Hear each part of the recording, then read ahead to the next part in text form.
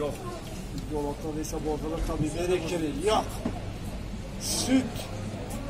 Sıcakta süt. Ankara'mızın devasa sorunları devam ediyor. Bunlardan bir tanesi sokak köpekleri. Sokak köpekleriyle ilgili sorunlar bugüne kadar birçok kişi tarafından, kurum tarafından dile getirilmiş olmasına rağmen hala aynı şekilde problem olarak sorun devam ediyor. Sokak köpeklerinin özellikle çeteleşerek saldırılarının artması halen süren bir durum. Bununla birlikte sokak köpeklerinin yaraladığı çocuklar, sokak köpeklerinden kaçarken araçların altında kalan vatandaşlar hafızalardaki yerini koruyor.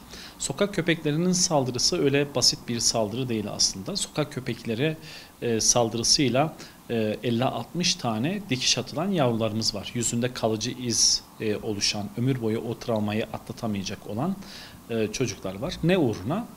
Ne uğruna? Belki de ciddi anlamda bir rant uğruna yapılmayan bir müdahale söz konusu. Ki Ankara'da son zamanlarda pati konseri dahi yapıldı sokak köpekleri yararına.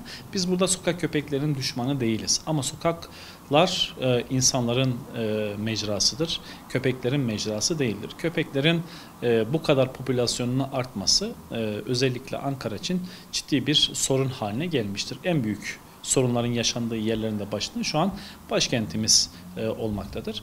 Bu anlamda sokak köpekleriyle alakalı gündem tartışmalarında gördüğümüz bazı akla ziyan açıklamalar da söz konusu. Bir profesörümüzün dile getirdiği gibi sokak köpeklerini gördüğünde ağaç modeline alalım, onlar bize saldırmaz gibi akla ziyan açıklamalar asla yeterli bir çözüm değildir. Bununla birlikte Ankara Büyükşehir Belediyesi'nin PR çalışmasına, tanıtım çalışmalarına, reklam çalışmalarına yüz milyonlarca TL harcamalarına rağmen sokak köpeklerine bir çözüm bulunmamış olması da devasa bir sorun olarak karşımıza durmakta.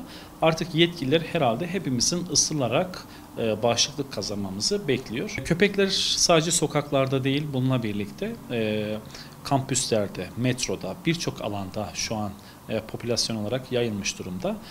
Artık insanların sokak köpekleriyle alakalı burada bunun ne işi var diyemeyecek duruma insanlar getirildi, söyleyemeyecek duruma getirildi. Bu rezilliğe alıştırılmaktayız. Bunun derhal düzeltilmesi lazım.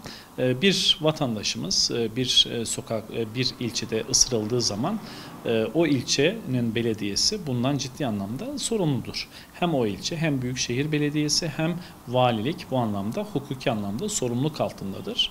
Nihayetinde bu insanların vücudunda kalıcı iz olması, ameliyat ihtiyaçları, sağlık giderleri, estetik giderleri, tedavi giderleri vesaire maddi ve manevi tazminat gibi aslında belediyede ciddi anlamda hukuki yük altına girecektir. Bununla ilgili yapılması gereken popülasyonun azaltılması, aşılamaların yapılması, beslenmelerinin barınakta yapılması, sokakların köpeklerden arındırılmasıdır.